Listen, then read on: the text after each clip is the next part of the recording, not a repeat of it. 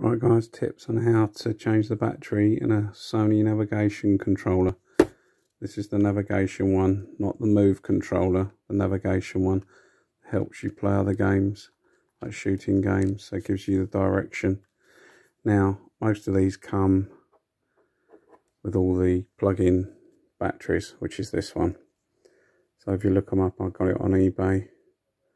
It's a 700 milliamp charging battery pack, 3.7 volt. Now the issue is these over time, even though they look like they're charging in the shops, places like CEX, cash converters or things like that, they'll probably plug in a USB lead and you'll get a light up. But as soon as you unplug the lead, see that flashing light, it will go out. That means there's no battery power. This is telling me I've put a battery in there and it's holding power. But if you don't have that light, when you press the PlayStation button there, it's dead and you need to replace the battery. This is the original one that I've already changed. Now I'm going to show you, because it's a very important part that someone else might not have realised. And it's very important. If you lose this, I think it's the reset button. Now, I did two of these luckily, and realised that this tiny little piece here, if you can see that on the focus, has fallen out. And that is a reset hole, which is there. So you should be able to push a tiny screwdriver in that hole and reset. But I can't because it fell out. So I'm going to take it apart again. Just a little small Phillips will do. The battery packs generally come with little screwdrivers anyway.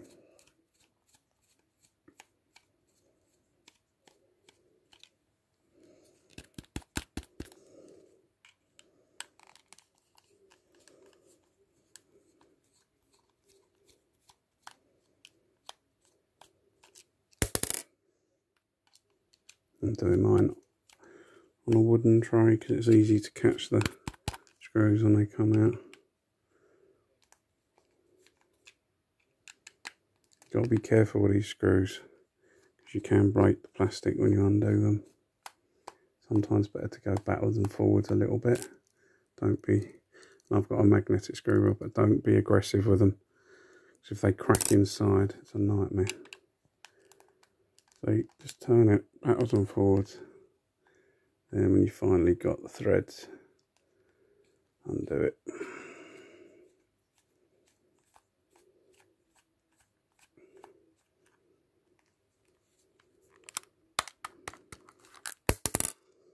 So that's three of them. There's always one stubborn one, but as you start to break it open, it'll come. And get your fingernail, just get your fingernail in the case.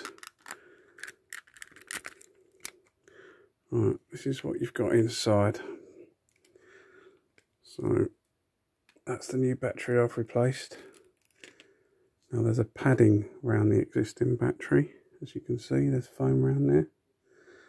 Now I've put double-sided tape on the replacement battery to mirror it. Otherwise, it's going to rattle around inside. So what you do is, there's a black and red lead that has to be plugged into a plug. You pull off the end of this. It just squeezes up and the connector's inside. And you see there's black connectors there. The screws go back down on. Make sure you don't pinch the wires. When you pull this connector out, because you have to take the end off, that's another trick that I had to work out afterwards. You can push it in either with one of these tools or a flat head screwdriver, which again you can just pinch in the side of it and just wiggle the connector out. But I eventually just pulled it like this out of the connector. It's got a little ridge on top. You can't get it around the wrong way. You can only do it one way.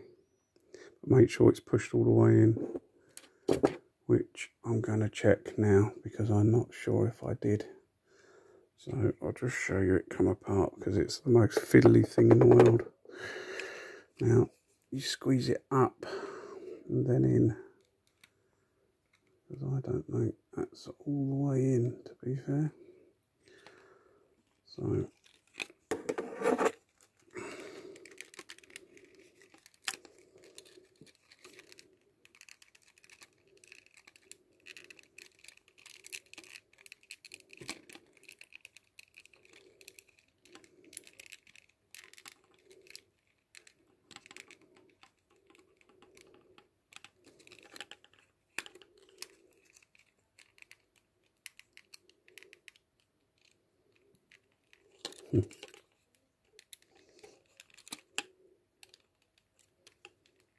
well, that's not coming out, but it's going to come.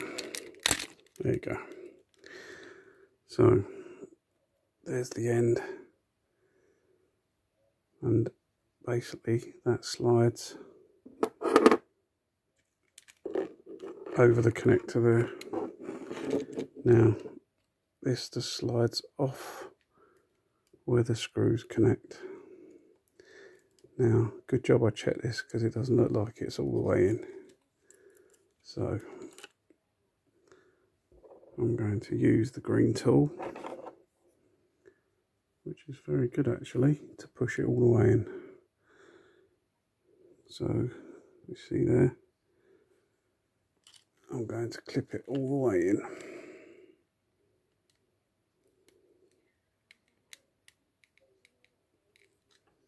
Which is really not easy, it doesn't go in easily.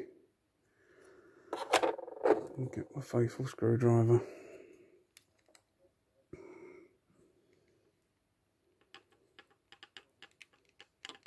That's it.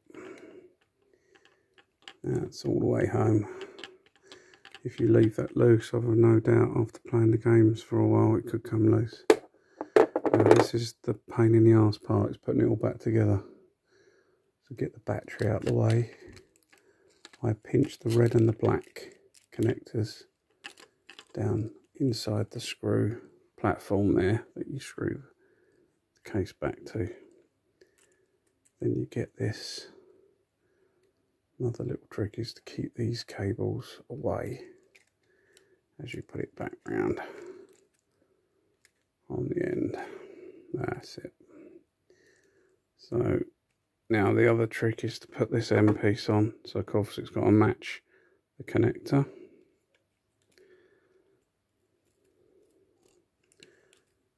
Make sure it's going through the end. That's it. We've got to get back in the case now. So it's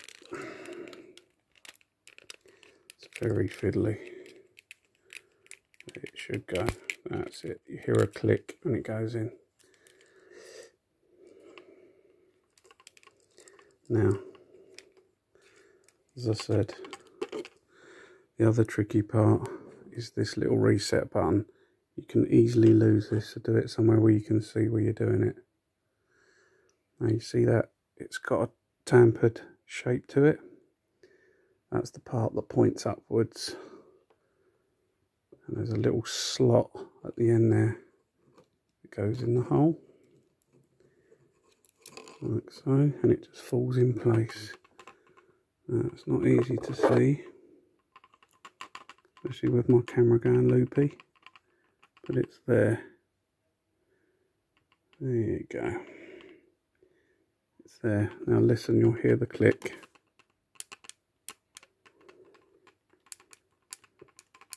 That's the reset button. So you've got to make sure as you close all this back together that doesn't fall out. So here we go.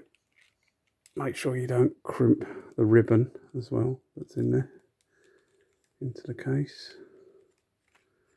Push it all in. I made that look easy, but it's not. It's because I've had this off before. There you go. So just check the reset hole and hear it click. So listen. Yeah, can hear that's engaging. Okay, so simple as. Connect all the screws back.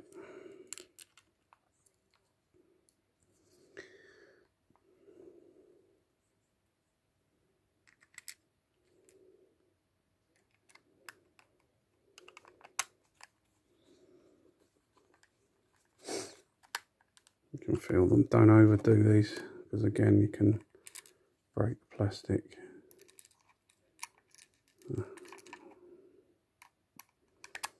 Now there's two ways of charging these as well.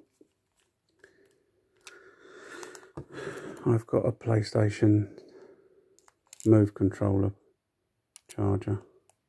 I've actually found that's a bit fiddly and it doesn't charge very nicely. So the best thing to do is use the USB lead from your PlayStation 3 direct from the, there you go, look, I've only touched the button and it's come alive, so I know that battery's good. This old rechargeable one that was in there was dead as a door now. That light wouldn't light up. Now to charge, as you see, you've got that USB connection. It's the larger one, either out of the PlayStation itself, and that's a good thing because you can see it charge on the screen and you know if it's got any power or if it's charging and it connects, and you can test it. Or you can get a platform like I use, which is there. So I've already got one charger on there and the light's gone green. Anyway guys, there you go, PlayStation Move controller, all charged. And remember that fiddly reset button.